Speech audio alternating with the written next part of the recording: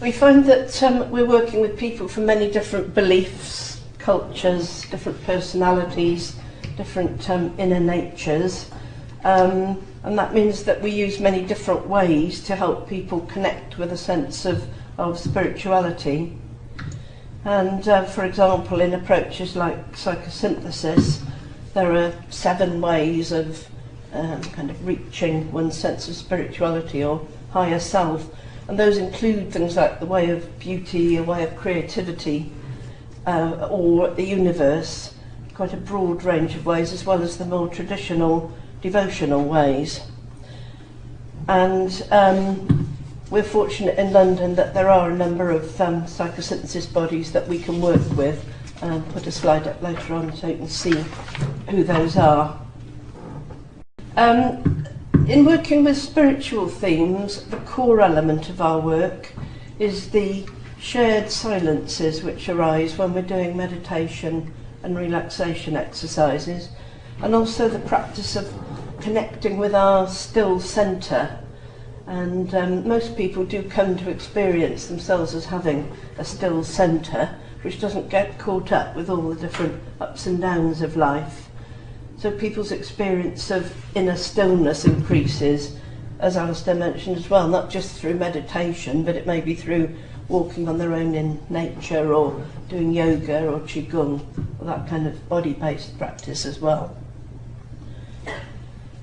Who is the Healing Journey for? Well, we're working in a kind of cancer community at the Paul Darrier Centre, and we have people coming on the courses who are newly diagnosed, some who have finished their treatment, some who are facing a recurrence, and others who are seriously ill. And the courses are for all those people, and anyone really who wants to build their resilience in the face of adversity and change, and who's willing to apply themselves to doing some of the home practice.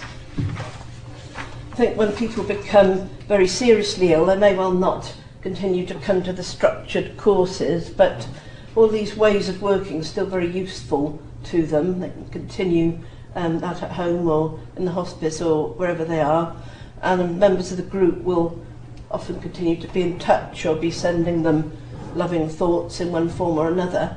I think people who are terminally ill experience that as very strengthening, to know that they're not being kind of set aside because at the end of their life may be approaching. So tonight we're launching Healing Journey UK, and I'm just going to give a quick rundown of what that's for, what the aims are. So we're trying to provide some support for new leaders of the programme, which it's actually, once you've run it, it seems very straightforward, but before you do so it can look a bit complicated. So we're offering some induction days for course leaders, new leaders, the website for people to find out where courses are on near them, putting people in touch with organisations where they may be able to identify additional leaders if you don't happen to have in your centre or place of work ideal people for all the levels. We hope we'll be able to conduct some research into the impact of the programme, and that it could be that would take place on more than one place at once. Quality assurance is something we know that people are going to be wanting us to take very seriously, so we've kind of had a look at what we can do on that, and certainly there are criteria for who could lead the courses, the attendance at induction days, course leaders to have clinical supervision.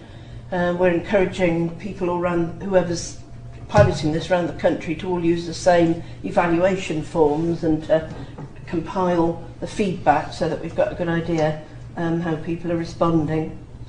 And then also developing partnerships with training bodies such as the Psychosynthesis and Education Trust, the Institute of Psychosynthesis in London, where we already have leaders working on our programme who are being very helpful for the psycho-spiritual levels.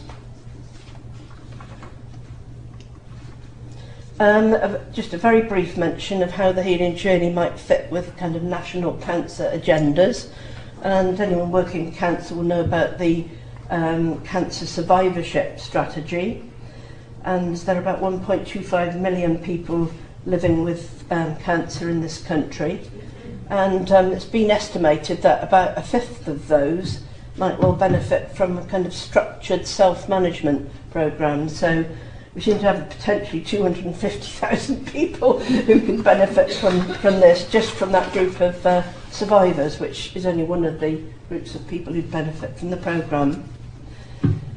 So we're celebrating the launch of the new edition of the book this evening, and I thought I'd just summarise in brief, well, what do we hope to happen as a result of this evening? Well, if you're in a centre or a hospital where the course could be put on, we'd be delighted to hear from you, and there's a sort of form to fill in the pack you've got.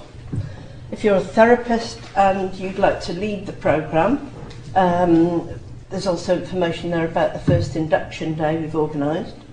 And if you're someone who wants to participate in a course, then we need to build some pressure from the grassroots up for these courses to be provided in different places, so be in touch with us about that.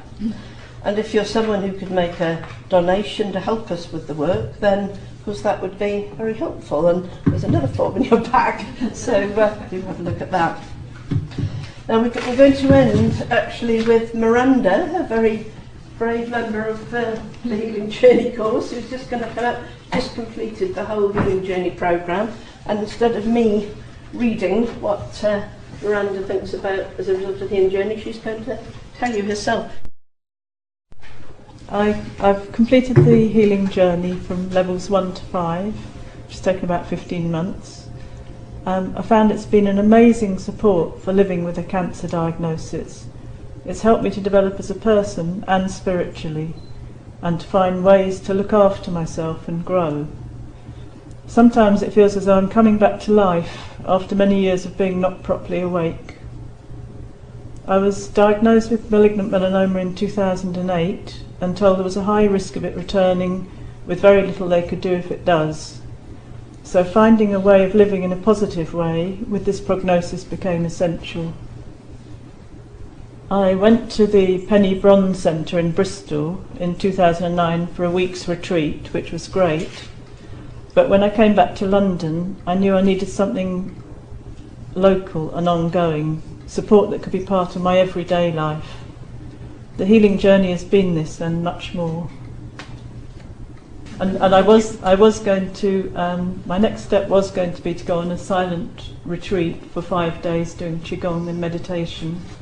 But unfortunately my mother's just died, so I've had to change all my plans. And the Healing Journey has been an amazing help with managing my emotions about my mother. It's been wonderful.